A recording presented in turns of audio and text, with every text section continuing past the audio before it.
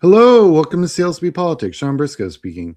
So it's campaign season and it's getting crazy out there. So I wanted to talk about the 5 different ways that campaigns communicate to each other. And I figured since we're about 2-3 weeks away from, well, we're only a couple weeks away from the first early voting for this primary season. And then it's, March 3rd is the first primary. So it has begun. Winter is coming and campaigns have come. So here we are. And so I wanted to talk about the 5 different ways that campaigns communicate and where some of the best bang for buck is for those campaigns. So the standard 5, right? The radio, live phone banking, targeted political mail, door-to-door canvassing, and TV. All of which are always in the conversation, all of which have different interest groups and different technologies that are being implemented, and there's always a new shiny kind of technology that you got to check this out, this will work better and everything, and blah blah. And yeah, so these are the main 5. I'm leaving social media out because it's just different. It's all of these except for phone and door are literally just one-way communications. Social media is very different. In order to have social media, you have to have buy-in. And to get buy-in, you have to have name recognition. And so all the stuff that this stuff does bleeds into that. So that's why I'm leaving that one off. I'm on YouTube. I'm not forgetting about social media. I just think that if you can talk about these 5 together, I'll do a follow-up with this information and social media and how that works. So just letting you know, that's the plan. The big picture. So what works best, right? I want to start with live phone banking. Does it work best? Well, the cost is good. You don't end up spending a whole lot of money if you do it right. And you do get a decent contact rate, not by phone number. You need to dial like 150 numbers to get one good one. But with auto dialers and predictive dialers, you can really, really cut that down so that you're doing, 20 or 30 dials a minute. And then when someone picks up, then it goes to one of your call people. And that works great. And you can't, it would be cost prohibitive for them to dial the numbers themselves. Don't do that. Please, please, please don't do that to your people. The reach and impact's decent. Depending on the universe of what you're dialing into. Certainly age groups perform better than, older ones perform better than younger ones. So there's a lot of that. And because it tends to, you talk to more older voters than younger voters, old voters are already voting. So the turnout lift really isn't much. And the persuasion is pretty down the middle or low. It's because you're just a voice on the end of a phone number, It's got a really great cost per persuasion as long as it's scaled way the hell up.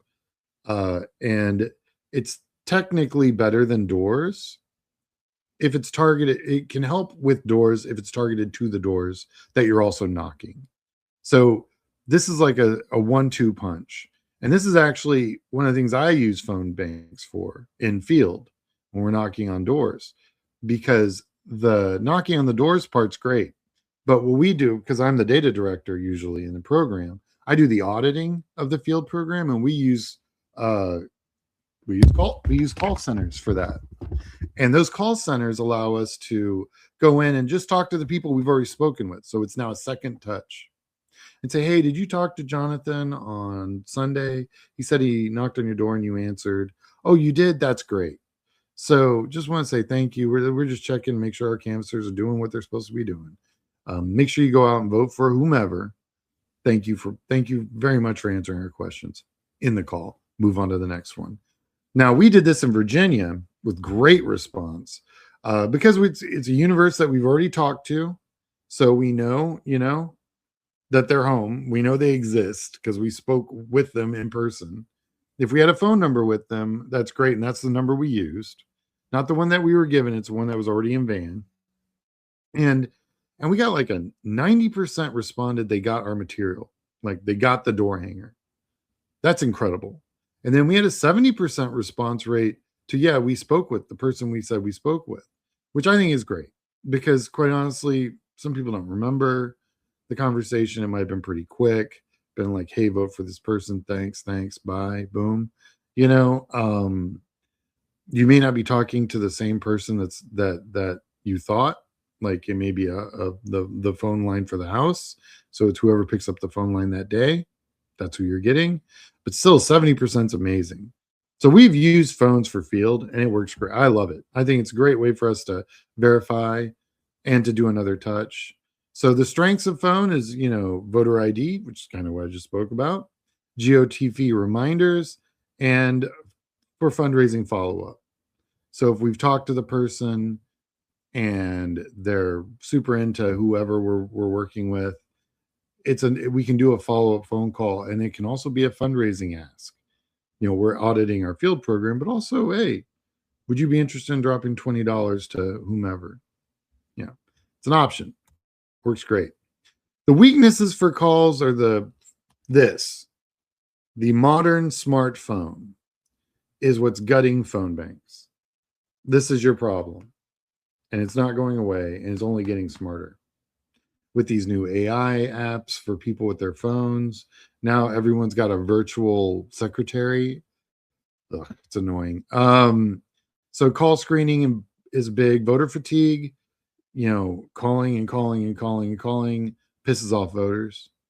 So you've got to have a really smart system that you just can't be all willy-nilly, everyone operating off the same list because they'll all start at the same place. So the guys with the last names that start with A end up getting 20,000 phone calls, and the guys that have a last name starts with V don't get any.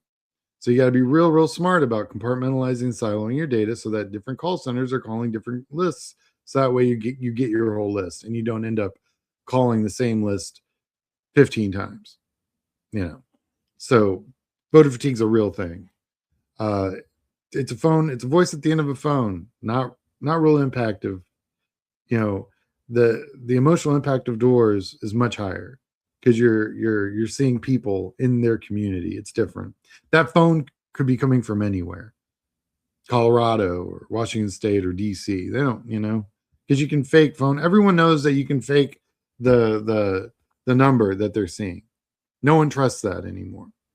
You know, they finally found a workaround caller ID, and now no one trusts caller ID. Yeah. When it wins, when phones are good, it's when it supplements field. It works great in rural areas because field in rural areas is tough. And in the push for GOTV, people are already going to vote for you. You push them out, you get them to go out and vote early. That's really what phones are good for. So let's talk about political mail. Oh man.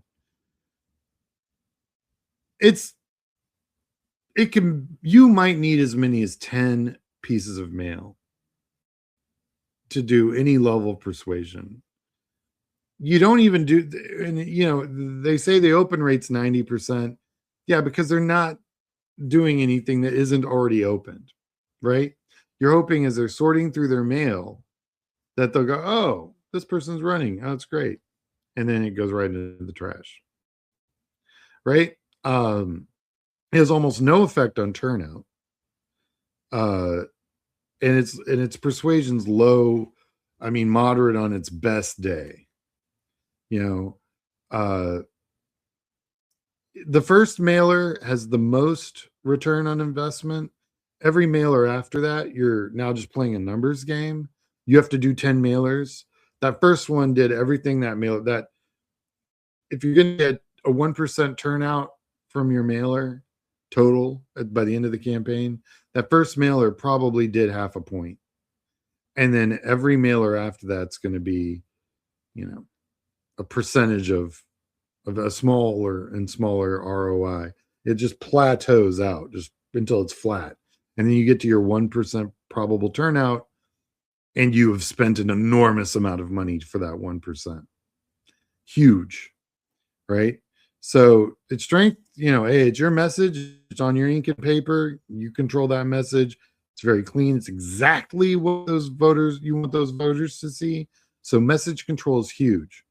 There's some visual reinforcement, and it works better with older voters, right? They actually still read their mail. The weaknesses is expensive to scale. Postage is insanely expensive.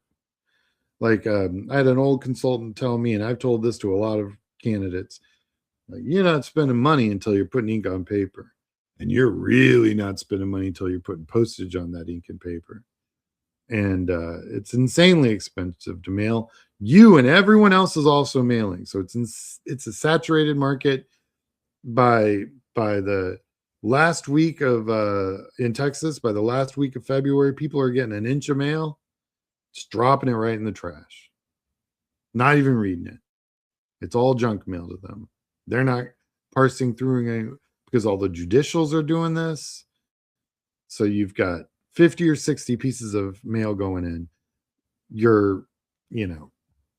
It's just not happening. So the judicials do well, ballot initiatives do well, and if you're the challenger, if you're the underdog, it can help. But it's an incredibly expensive form of communication, and I'll do it as a follow-up for canvassing, almost like phones. I think that coordinated mail drops like that really do something. But other than that, yeah, I'm not a big fan. Television advertising, it's insanely expensive. And 20 to 60 bucks is, put this way, that one commercial that was dropped during the Super Bowl that Jasmine Crockett and Tellerico dropped was a 6-digit purchase. That one commercial. So, and it's for 30 seconds. The reach is massive, right? For televisions. But the persuasion's low. Because you got to think about how many eyeballs you're watching your commercial, how many of those are registered to vote, how many of those are going to vote in a primary. That number just starts shrinking down to this. Now, where I think television actually does work, and honestly, you could put social media videos in with this as well, is high density residential. I like it there because my field has a problem getting in there. Needless to say, TV has the worst ROI per voter persuaded. It's necessary so that your supporters see, like, okay, good, Jasmine Crockett's putting TV out there, Tellerico's putting TV out there, or whoever the primary battle is. The supporters want to see your commercial. They want to see it on Maddow. They want to see it on their YouTube while they're watching their favorite show or whatever. They want to see it. And it helps them know, okay, good, my candidate's out there doing stuff. Ironically, TV is the least doing thing a campaign can do. It is the most expensive, and its persuasion levels are garbage. It's wasted on voters that aren't going to vote. It's wasted on voters that are voting against you. It actually reminds your opponents to vote for your opponent. And your commercials up there with all the other commercials. So it's like a field of 5 or 6 commercials. Yours is one of those. And between the lawyers and the whatever pharma commercials being put up there, and then it's you, and then it's like, diapers and whatever. Well, you got to be on Maddow every break, right? That you're going to be paying for that. So it's really, so commercials win at statewide level stuff, high profile contests, and when it's the end and you want to do contrast ads, there's an argument to be made that it like you said, you have to do it. It's just insane. Like in Texas, it's we have 4 of the 10 most expensive media markets in the country. So incredibly expensive. Let's talk about radio. Not very expensive, low production costs. Literally, you need this, and you're good. It can be written out. I mean, we do writing like that all the time. So it's an easy thing to push out, but its persuasion's low, and its turnout's very low unless it's hyper targeted, right? And we'll talk a little bit about that. Um, as a standalone, it's useless. I think it's RO. I think it's just wasted money as a standalone. Uh, but for niche audiences, like when you go into ethnic media, Spanish speaking media for Texas would be Spanish speaking media, and rural outreach for statewide programs for general election. Yeah, definitely, uh, definitely worth your time to reinforce, other work you're doing. It's definitely good for those ethnic outreach plus rural. I think there's something there for that. It's just passive listening. People change the channel. Uh, People are also waiting for their song, or they just have it on as background. It's not the retention's going to be very, very low. Uh, and like I said, it's rural and Spanish. That's the lift you can expect from it. Don't ask it to do anything it can't. And that goes for all these actually. So then it comes to my piece. I save the best for last, right? So door-to-door direct voter engagement, you're going to talk to a lot of people. So door-to-door can, you can do volunteer heavy programming, you can do paid canvassing.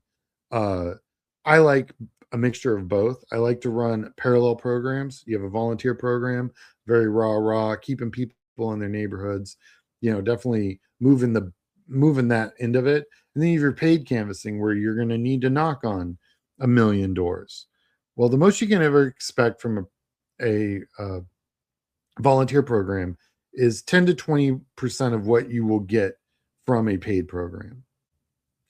And for example, when we were in Florida, we knocked on 1,000,000 doors in Florida. And I believe that our volunteer universe was represented 12% of that, which is like 120,000 doors, which spread out over 7 counties over, God, I don't even know how many months, to be honest, 8 or 9 months. Huge lift by volunteers. That's awesome. 120,000. I mean, so to do that with volunteers is a huge lift, and it's a lot of work, and it's worth it.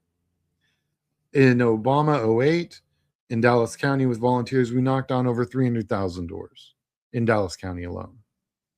And then there were more in Tarrant and Denton and Collin that we also knocked on. But that was a unique cycle, and you shouldn't ever, I try not to compare. The reach contact rate can be as high as 30% if the turf's good. I've had 30% before. The average over the long program is probably closer to 12%, but you'll have one in 3 days. I've had 1 in 2 days, 50% response rate. In fact, we sent a guy who was just wanted to make sure that the contact rate that we were talking about was actually the contact rate. We're like, no problem, just come on in and we'll send you out with one of our canvassers, and Bradley will take you through the neighborhoods, and yeah, we're expecting 12 to 15%. We'll see what you get. They came back with 50% response rate. And I'm like, yeah, that wasn't normal. But he left going, these guys are legit. These are how many conversations they're having. It's 100%. Now, the turnout lift to a field program is between 3 and 8%. Although, again, you can tweak it. So, like, for example, in Green Bay, for the Supreme Court race last spring, a year ago, we went in And we specifically went hard after that bottom group of voters, the ones that were not likely to vote in a spring election. They vote maybe in presidential, like that group. We went after that group and we saw a 16-point increase. So it really depends on how you target your field, what kind of lift you're going to do, because it's a high persuasion. I'm, if you're, especially when you talk about relational scripts, especially when you can use the most powerful words you can say on a front door is, "Hello, I am your neighbor." If you can say that on the front door, you will see a huge explosion in persuadables and voter turnout. You will. It'll be enormous. I can't even stress that enough. So, field program door knocking has the highest ROI for any other form of contact. It can also be integrated with other forms like phones and mail. We talked about that. It is the strongest GOTV persuadable. It moves independents and low propensity based voters. It moves them. I've seen it. I've pulled the reports and I've seen that myself in person over the last 30 years. It works. Period. It works. The strengths, of course, people talking to people. Can't beat it. It's the best on getting your IDs identified, voters. It does best for getting your issues across. You can change the messaging. I can change the script for a field program in minutes. If we see something and we're like, "Well, what does that mean?" We can build a script around to go dig in and find out exactly what that means. Case in point, we were in Milwaukee. We knocked on 100,000 doors in Milwaukee. Oh my God, more than that. Sorry. 300,000 doors in Milwaukee, at least, in 2024. And we were like, what brings you to the poll? What drives you to the poll? 73% of our respondents had anyone who could fill pothole and or related pothole answer. Potholes in Milwaukee are the worst. Like, you drive around and your teeth hurt. It's that bad. And our polling, and we had 20,000 conversations. And the end result of those conversations was, if you filled every pothole in Milwaukee, you could be king of Milwaukee for life. That's what that told me. You would never lose an election ever.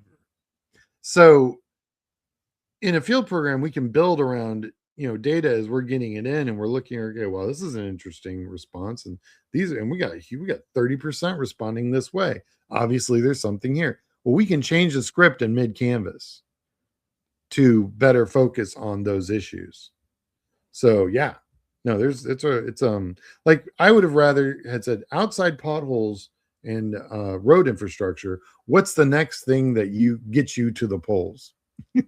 That would have been more useful in that field program had we made that change, because by the time it was, we were like, I'm like, Jesus, 73% of this is potholes. Anyway, so making changes midstream is absolutely doable with field program, and it's one of the more dynamic things you can do. The weakness is, man, knocking on the doors is not easy work. It takes time to build a field program, and geography is what you build the program around.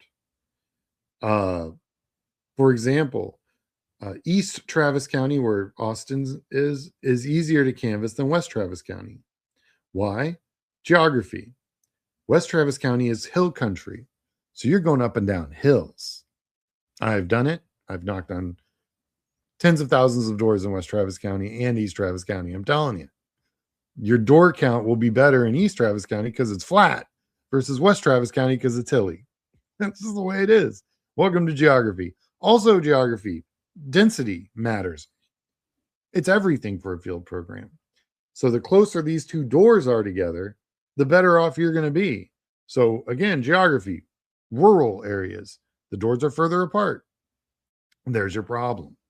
So yeah, it's all about, those are the weaknesses, but these are weaknesses that are actually strengths. Because if you can get good staff, and good personnel that can build a field program. Like I've built a program in 72 hours, knocked our first door in 72 hours from us landing, and then ended up knocking like around 40,000 doors in 20 days. It can be done. Is it lots of hard work? Is it 15-hour days? Absolutely. But it can be done. So your time to scale is proportionate to the talent that your field program directors and data directors have. If they have high talent, they can get a field program up in hours. If they're spinning their wheels and they don't really know what they're doing, good luck. So where it matters for field, close races, down ballot, primary elections. That's why these are going to feel is so important starting March 3rd. Well, starting now because primary season has started. But field is what it's all about for primaries, because you're talking to a fraction of the overall voter universe, right? It's not the general voting universe we're talking to. We're talking to the primary voting universe, the Democratic primary voters, the base, as it were. So it's a smaller universe, which for field, can be a bonus, because now it's bite size. You can actually put a team on the ground and hit the doors that matter in a timely manner. And they're great for urban suburban. And I tell you right now, any Democrat running in the United States, make sure you're hitting those suburban doors. Their yards are the same distance between each door, which is great. And it's close. They're close.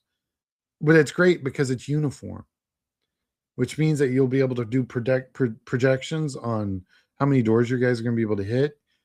And your projections will be that much more accurate, because one of the factors in that equation is time between doors. And if on average, the yards are the same size, then on average, your time to door is going to be the same, which means you can then do projection off into the future. And that's what it's all about. So bottom line, if you can knock the door, you should knock the door. Phones don't persuade hearts, but they do move feet. Mail reminds, it rarely converts. TV doesn't win elections, it prevents you from losing them. And radio supports strategy, it's not a strategy in and of itself. When you look at the overall best bang for buck, bar none, it's door to door. It costs money, not as expensive as mail or TV, costs money though. But the persuasion power is high, the turnout impact is high, and your overall best ROI is the best, right? Because then right after that's phones, and then it's mail, then it's TV and radio. And mail and TV are insanely expensive. Well, way more expensive than field. So that's kind of your takeaway. And like I said, I've been doing this for 28 years. I've watched every form of technology come and go. And now we're integrating mail with field and phone with field. And I think that's the secret. That's the secret sauce. But it all starts with field. So if you're running for office, or you're talking to anybody if you're on a kitchen cabinet and you haven't brought up field yet, bring it up. You can never start too early, and you can never knock on enough doors. 100%. So, well, thanks for watching. I know it's been a minute. I'm super, super busy right now, as you can probably tell. I was out volunteering with Jasmine Crockett's group on Saturday. Worked with an amazing group of people. It was lots of fun, and we knocked on a bunch of doors, which is what I truly do believe changes hearts and moves minds. So that's what I was doing. But, like and subscribe if you haven't already. This cycle is going to be nuts. And I know all of you guys that are watching me all across the country and actually all around the world, which blows my mind. I get comments from Australia. Love you guys down under. It's like if Texas had its own country, but there weren't any guns. That's Australia to me. Anyway, like and subscribe. I'm on all these formats. If you want to support the work I do on this channel, it's awesome. I appreciate I use it to basically pay for, the different services I need to keep this channel going. But yeah, you can do that on my PayPal, or you can go to my Substack and become a supporting member. All right. Hope everyone has a great day. Next couple weeks are going to be long. All right. I'll talk to everybody later. Be safe.